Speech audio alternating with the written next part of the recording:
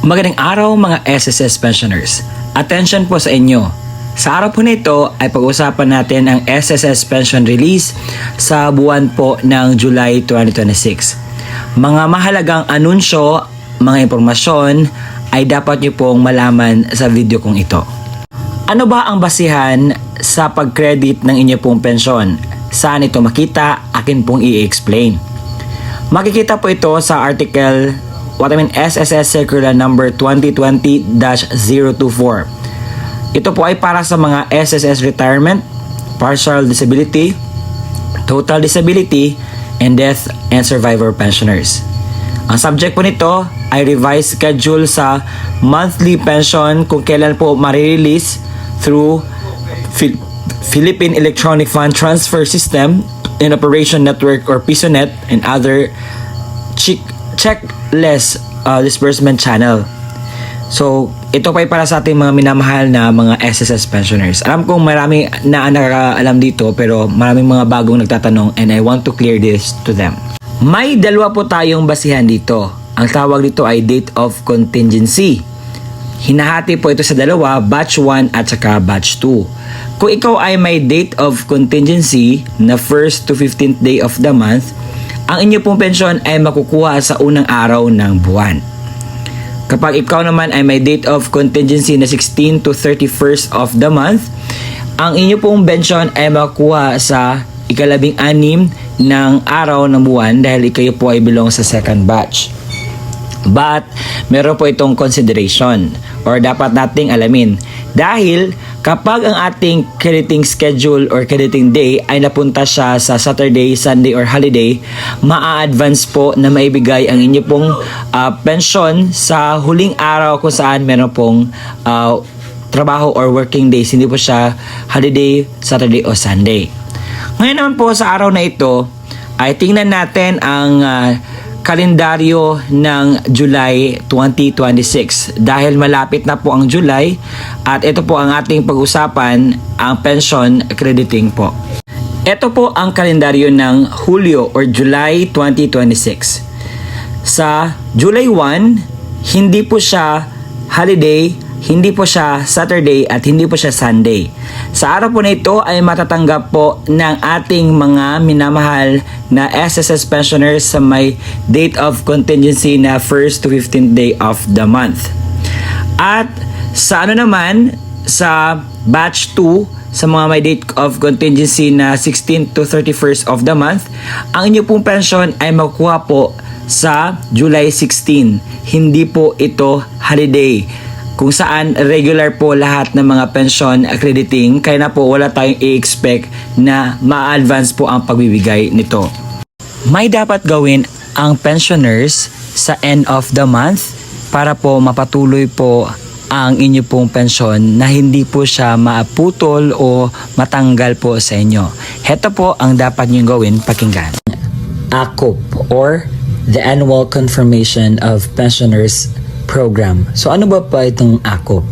Ang ACOP po ay reports ng ating mga pensioners sa SSS sa yearly basis para po mapanatili natin ang ating tinatanggap na pension sa pwede po nating maging eligible po tayo.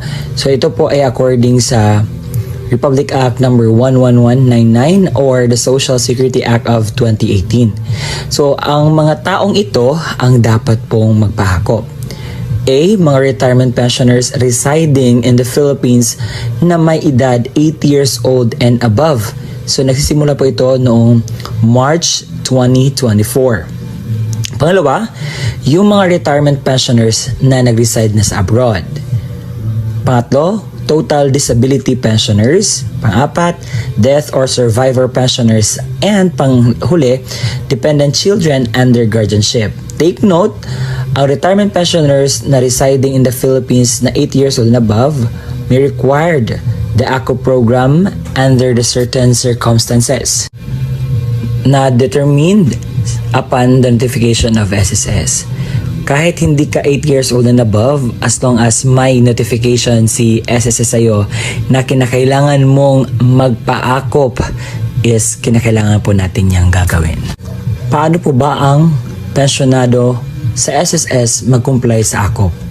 Marami pong paraan kung paano po mag-apply sa AKOP. But, una sa lahat, kinakailangan po mag-download ng AKOP form sa appropriate sa inyo pong case. So, ang AKOP form po ay mada-download lamang po yan sa online. At may QR po sa SSS page dahil nag-upload sila every month na may announcement sila na kinakailangan po magpa-AKOP. So una, ang annual confirmation of pensioners for retirement or permanent disability pensioners.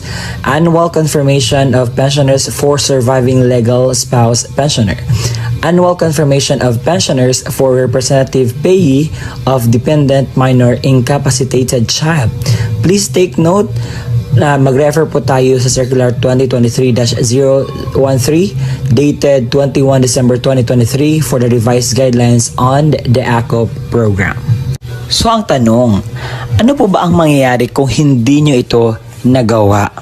So meron po talagang consequences na mangyayari. Kapag hindi po ninyo nagawa ang AKOP sa tamang schedule, ay magresulta po ito sa pagkasuspinde ng inyo pong tinatanggap na pensyon galing sa SSS. It will be automatically suspended 1 month after the month of the birth of the pensioners or the deceased member. Automatic cancellation sa pensioners after 2 years po sa suspende ng kanyang pagpa-AKOP. Kinakailangan po talagang magpa-AKOP dahil ang purpose po ng AKOP is inaalam ko ang SSS pensioners is still alive or still eligible to get a pension galing po sa SSS. Dahil naibalita po noong nakaraang Disyembre na marami pong mga patay na mga SSS pensioners na nakatanggap pa rin ng pensyon. Kaya naman, ina-update po ang data ng SSS at kinakailangan po nating magpa-AKOP. Yun lamang po mga qualified na magpa-AKOP, okay?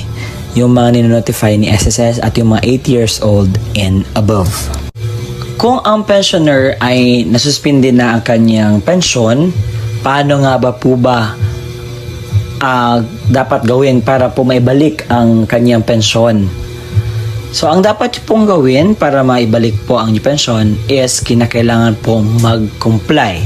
Resumption of pension shall be within 2 months kapag makomply mo na ang inyo pong pension. What I mean, ang inyo pong AKOP. Kinakailangan ang recalled pension. Yung mga hindi mo natanggap na pension ay kinakailangan po yung maibigay kapag tapos ka na pong mag-comply lahat para sa inyo pong AKOP.